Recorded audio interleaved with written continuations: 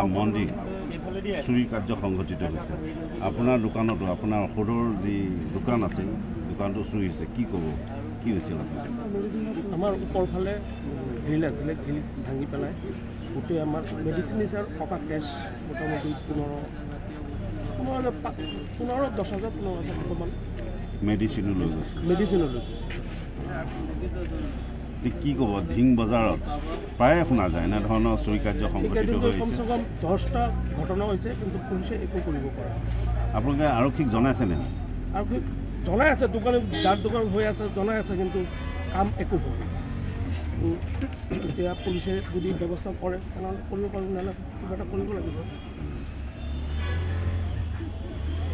আচলতে চোৰৰ যিটো অটপালি দৌৰাত্ম এইটো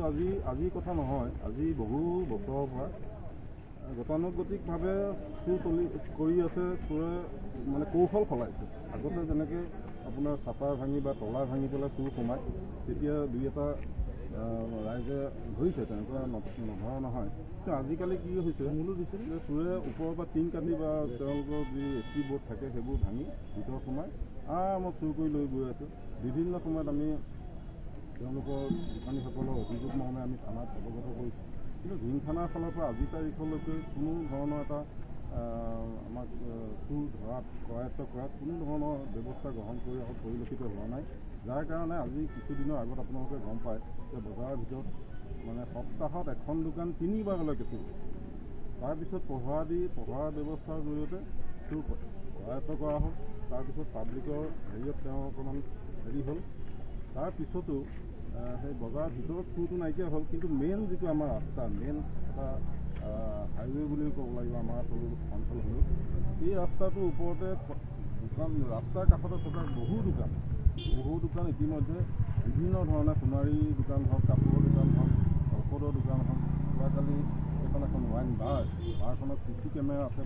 প্ৰায় দোকানতে CC কেমেৰা আছে CC ফুটেজো থানাক দিয়া হয় তাৰপিছতো কিন্তু আজিলৈকে বজাৰখনত ভাল ধৰণে তেওঁলোকে কোনো ধৰণৰ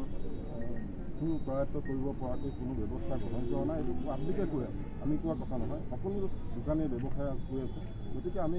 চৰকাৰক বা থানাক আমি আহ্বান জনাইছোঁ অনতিপলমে চুৰকেইটা কৰায়ত্ব কৰি যাতে এটা সুব্যৱস্থা কৰিব পাৰে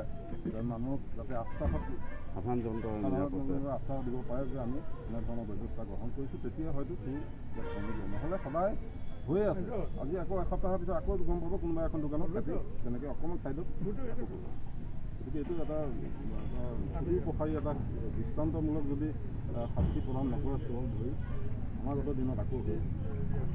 বজাৰত ধিং বজাৰত দেখা গৈছে প্ৰায় এনেধৰণৰ ঘটনা সংঘটিত হৈছে প্ৰায় চুৰি হৈছে আৰু ইতিমধ্যে কেইবাখনো দোকান চুৰি হৈছে যোৱাকালিও দেখা গৈছে 3খন দোকান চুৰি হৈছে আপোনাৰ দোকানটো চুৰি হৈছে কিন্তু আৰক্ষীয়ে এতিয়ালৈকে চুৰ কৰায়ত্ব কৰিব পৰা নাই কি ক'ব কালি কি হৈছিল আচলতে চাওক এটা 59মান বজাত মোৰ দোকানত দুজন চোৰে ভিতৰত সোমাই লণ্ড ভণ্ড কৰি পইচা পাতি লৈ গুচি গ'ল তাৰ আগে খুব সম্ভৱ মোৰ অপজিটত থকা যিখন দোকান তেখেতৰ ঔষধৰ হোলচেলাৰ দোকান দেৱনাথ তেখেতৰ দোকানতো সেই একেই গতি আকৌ এই মুহূৰ্তত শুনিছোঁ মই যে ধিং সাৰ্বজনীন পূজাবাৰীটো কেমেৰা ভাগি দান পাত্ৰ ভাগি গোটেইবিলাক লৈ গ'ল ইয়াৰ আগে পিছৰ পৰম্পৰাগতভাৱে ধিং বজাৰখনত এই চোৰে বিভিন্ন ধৰণে চুৰ কৰি গৈছে কিন্তু এটা কথা মই বুজি নাপালোঁ যে ইয়াত এটা পুলিচ প্ৰশাসন আছে এখন থানা আছে থানাত এজন ইনচাৰ্জ আছে তেখেতৰ তৎপৰতাটো একেবাৰে নাই আৰু স্পষ্ট কথা যে ধিঙৰ নিচিনা এটা জেগাত যদি টহলদাৰী নথকাৰ কাৰণে এনেধৰণৰ কামবোৰ হয় তেতিয়াহ'লে সঁচাকৈ দুৰ্ভাগ্যজনক আৰু স্পষ্টকৈ কৈছোঁ যে ধিং থানাই যদি